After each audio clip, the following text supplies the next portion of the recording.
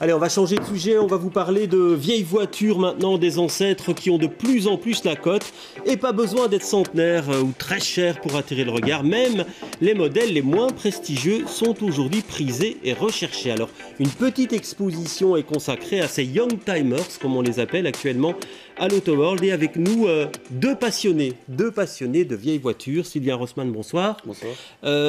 La passion, c'est le souvenir d'enfance ou ça vient d'où cette passion pour les vieilles voitures? Pour ma part, ça vient de l'enfance, parce que j'ai connu le modèle que j'apprécie le plus.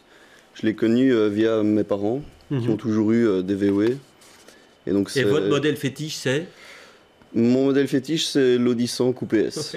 Et celle que vous avez pour l'instant, c'est une Golf GTI. Une Golf 1 GTI, c'est exact. Et vous, Mohamed El Ajami, bonsoir. Vous, la passion, elle vient d'où?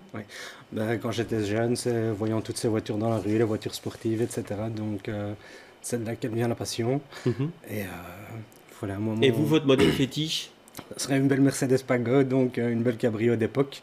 Mais je possède une Golf 2 G60. Une Golf aussi également. Alors justement, certains disent que c'est un marché qui fonctionne bien. Alors maintenant, vraiment, on est pour des voitures qui ont entre 25 et 30 ans, sur des cotes assez importantes également? Pour les voitures qui ont 25 et 30 ans, ça commence à réellement prendre de la valeur. Mais le marché a explosé il y a quelques années pour les voitures un peu plus anciennes et un peu plus prestigieuses, on va dire. Donc c'est un moyen pour vous de vous différencier, de rouler avec ce type de voiture. Alors il y a déjà un calcul économique qui est de dire bon, on l'achète pas trop cher et on est sûr qu'elle va prendre de la valeur, alors que généralement une voiture neuve elle perd très vite de sa valeur.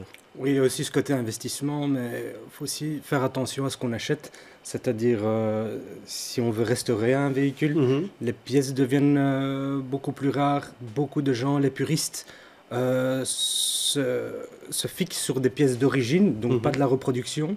Et ces pièces, avec le temps, se font plus rares et donc plus chères. Ouais, parce que j'ai fait une petite recherche, ça n'a pas valeur de sondage, mais par exemple pour une Peugeot 205, qui on est vraiment dans la voiture des années 80, on peut en trouver aujourd'hui à 700, 800, 900 euros. Donc là, on fait une bonne affaire.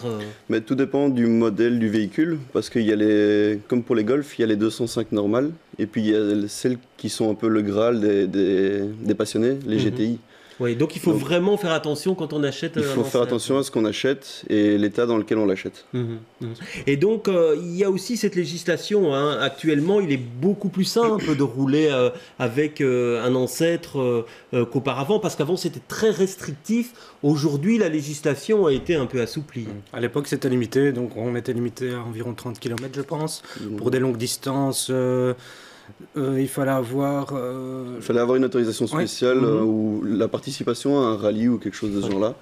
Mais donc on ne pouvait pas rouler en semaine, on ne pouvait pas rouler après une certaine heure le week-end et dans un rayon certain autour de son domicile. Alors j'ai vu que maintenant, pas d'utilisation à des fins commerciales ou professionnelles, pas de trajet domicile-travail, pas de trajet domicile-école, c'est à peu près la législation. C'est la législation qu'il y a aujourd'hui. Vous l'utilisez uniquement pour le loisir? Uniquement pour le plaisir, oui. Bah, d'ailleurs, on voit vite au kilométrage qu'on fait par an qu'on n'en a vraiment pas une utilisation professionnelle. On ne peut pas imaginer utiliser ça pour ses besoins quotidiens aujourd'hui, un ancêtre? C'est interdit. Mais il y a certaines c'est pas autorisé, c'est vrai, mais on pourrait se dire à un certain moment qu'un jeune achète un ancêtre et se dit je vais l'utiliser et puis malheureusement qu'il prenne de la valeur. Malheureusement, certains le font. Pas en espérant que ça prenne de la valeur, mais certains achètent un véhicule ancêtre et l'immatriculent dans le but de payer moins de taxes. Mais ça, pour nous, c'est pas des vrais passionnés. Parce que c'est vrai que fiscalement, c'est très intéressant d'avoir un ancêtre aujourd'hui. Tout à fait. Tout à fait. Pour le portefeuille, c'est vrai que ça fait du bien. Au point de vue carburant, peut-être moins parce que ça consomme plus. Effectivement. Mais c'est sûr que pour tout ce qui est taxation, ça c'est très, très intéressant. Ouais, parce que bon, les taxes sont moins importantes, les assurances sont beaucoup moins chères également. Mais évidemment, la Belgique étant la Belgique, le statut d'ancêtre est différent si on habite en Wallonie que si on habite Bruxelles. Jusqu'ici, en tout cas. Jusqu'ici, pour l'instant, oui. D'ailleurs, ils en parlent de changer la loi. Oui, effectivement. Donc, pour l'instant, en Wallonie, on a le statut d'ancêtre à partir de 30 ans. Voilà. Ce n'est pas encore le cas à Bruxelles, mais apparemment, ce sera le cas très bientôt. Normalement, pour janvier 2018, ce sera le cas, oui. Et on parle même de faire un passage au contrôle technique maintenant pour les ancêtres. Mais on en parle plutôt pour la Wallonie et Bruxelles et la Flandre, on ne sait pas trop encore où se positionner. Parce que pour l'instant, le contrôle technique, on le passe une fois et puis c'est bon. Une fois, mais je pense que c'est quand même aussi pour des points de vue sécurité. Ouais. C'est quand même... faut tenir ça à l'œil. Et cette modification de la législation, vous la vivez comment? Vous le faites qu'on passe de 25 à 30 ans, qu'il y ait peut-être un contrôle technique qui soit instauré plus souvent? Mais nous, déjà, pour la plupart de nos véhicules, ils ont plus de 30 ans, donc ça pose pas trop de problèmes. En ce qui concerne le contrôle technique, on n'a pas vraiment de crainte parce que nous, en tant que vrais passionnés, nos véhicules sont en ordre et on veut qu'ils soient fiables, donc à ce niveau-là, on ne craint pas grand-chose. Ouais, et donc pas de souci sur ce plan-là, pas de souci non plus pour la zone de basse émission, puisqu'apparemment elle va être mise en place, elle sera mise en place en janvier 2018 ici en région bruxelloise, mais les plaques O, puisque c'est la plaque Oldtimer, c'est celle qui commence par un O, elle sera toujours autorisée, la circulation sera toujours autorisée. Oui, tout à fait. Ouais. Alors ici il y a une exposition, vous êtes à l'origine de cette exposition à l'Auto-World, vous en attendez quoi d'une expo comme celle-là? C'est une question difficile. Ce qu'on en attend, bah écoutez, nous on a fait ça dans un but par plaisir, de pouvoir montrer, on a eu l'opportunité de pouvoir montrer nos voitures au public, ce qui est quand même une fierté quelque part. Et puis peut-être que beaucoup de gens ne connaissent pas ce phénomène Youngtimer, Oldtimer, donc ce sera peut-être une découverte supplémentaire pour eux, en se rendant à l'exposition. Et effectivement, vous avez monté un club, Brussels Oldtimer. C'est quoi? C'est une bande de potes qui se retrouvent de temps à autre? On est un groupe de potes, on se rejoignait souvent aux arches du cinquantenaire. Et d'aujourd'hui, présenter nos voitures dans l'Auto-World, le musée, c'est quand même aussi une belle image pour nous. Et c'est à chaque fois un moyen de rencontrer de nouvelles personnes, partager notre passion.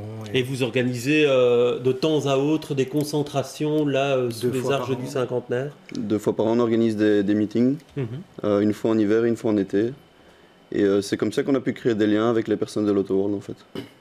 Et il y a comme une espèce de mythe qui circule sur les gens qui apprécient les ancêtres, c'est qu'ils ne peuvent pas se contenter d'une voiture, qui a toujours une envie d'en avoir plus. Ouais. Est-ce que c'est le cas ou pas? C'est le cas chez nous aussi. Une fois qu'on commence, on ne sait plus vraiment s'arrêter, non?